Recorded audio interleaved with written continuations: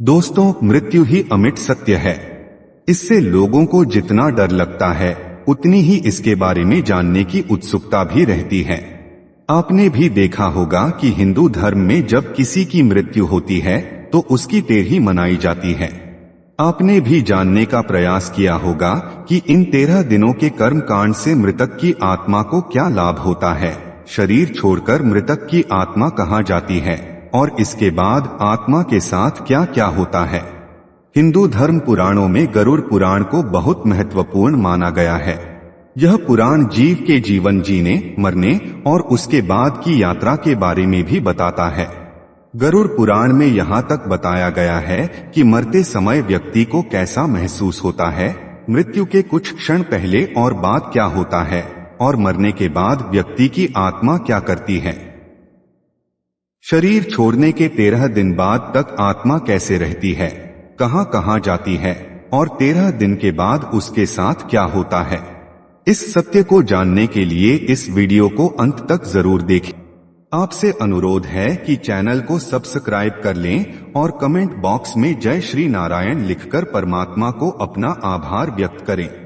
दोस्तों, गरुड़ पुराण में बताया गया है कि मृत्यु के बाद आत्मा 13 दिनों तक उसी जगह पर रहती है जहां उसने शरीर का त्याग किया होता है। हिंदू धर्म शास्त्रों के अनुसार शरीर में मौजूद आत्मा कभी नष्ट नहीं होती, वह कुछ समय तक एक शरीर में रहती है और सही समय आने पर उसे छोड़कर दूसरा शरीर धारण करती है। मृत्यु के कुछ समय बाद जीवात्मा को अजीबोगरीब अनुभवों से होकर गुजरना पड़ता है जो आत्मा के लिए दुखद और कष्टदायी होते हैं। गरुड़ पुराण के अनुसार मृत्यु के बाद आत्मा शरीर से निकलकर कुछ देर तक अचेत अवस्था में रहती है। कठिन परिश्रम से थका हुआ कोई शरीर जैसे गहरी निद्रा से उठते समय महसूस करता है, शरीर से निकलने के बाद जीवात्मा को भी ऐसा ही अनुभव होता है। लेकिन कुछ ही पल में आत्मा सचेत हो उठकर खड़ी हो जाती है। इसके बाद आत्मा अपने सगे संबंधियों को पुकारती है, लेकिन उसकी आवाज कोई नहीं सुन पाता। इससे आत्मा को बेचैनी और छटपटाहट होने लगती है।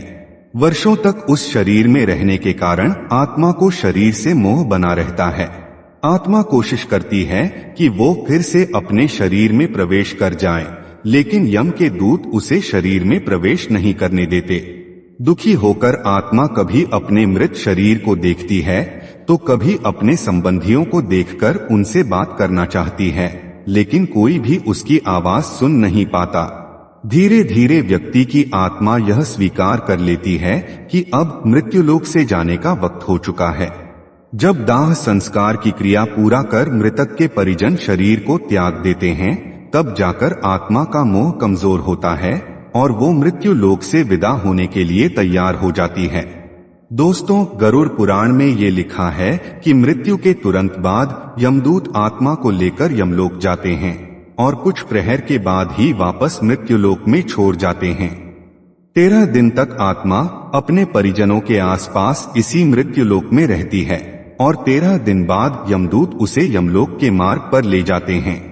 हिंदू धर्म शास्त्रों में मृत व्यक्ति को पिंड दान करने का विधान है। गरुड़ पुराण के अनुसार मृत्यु के बाद 9 दिनों तक जो पिंडदान किए जाते हैं उससे मृत आत्मा के विभिन्न अंगों का निर्माण होता है और 10वें दिन के पिंडदान से बल की प्राप्ति होती है। मृतक का स्थूल शरीर जलकर खत्म हो चुका होता है। शरीर जल जाने पर आत्मा प्रेत योनि में रहती है। पिंडदान से प्रेत बन चुकी आत्मा को फिर से 1 हाथ लंबा शरीर प्राप्त होता है। इसी शरीर के द्वारा आत्मा यमलोक के रास्ते में अपने जीवन में किए गए शुभ और अशुभ कर्मों के फल को भोगती है।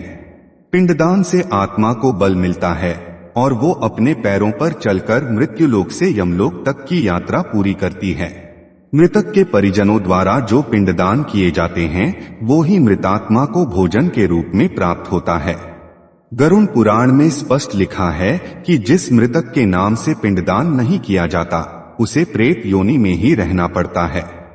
उसी प्रेत योनि में वह कई वर्षों तक निर्जन वन में दुखी होकर इधर उधर घूमता रहता है, उनका उद्धार नहीं होता।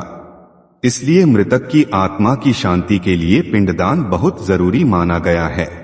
पुराणों के अनुसार जब भी कोई मनुष्य मरता है या आत्मा शरीर को त्याग कर यात्रा प्रारंभ करती है तो इस दौरान उसे 3 प्रकार के मार्ग में से किसी एक पर जाना होता है। उस आत्मा को किस मार्ग पर ले जाया जाएगा यह केवल उसके कर्मों पर निर्भर करता है। ये 3 मार्ग हैं अर्ची मार्ग, धूम मार्ग और उत्पत्ति विनाश मार्ग।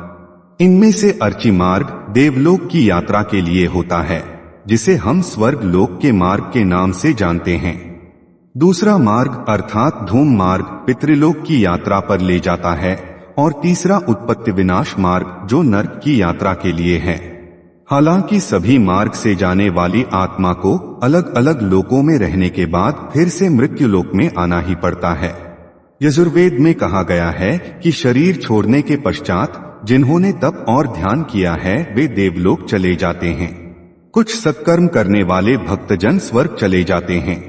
स्वर्ग में वह देव बनकर अपने पुण्यों को तब तक भोगते हैं जब तक उनके पुण्य समाप्त न हो जाएं।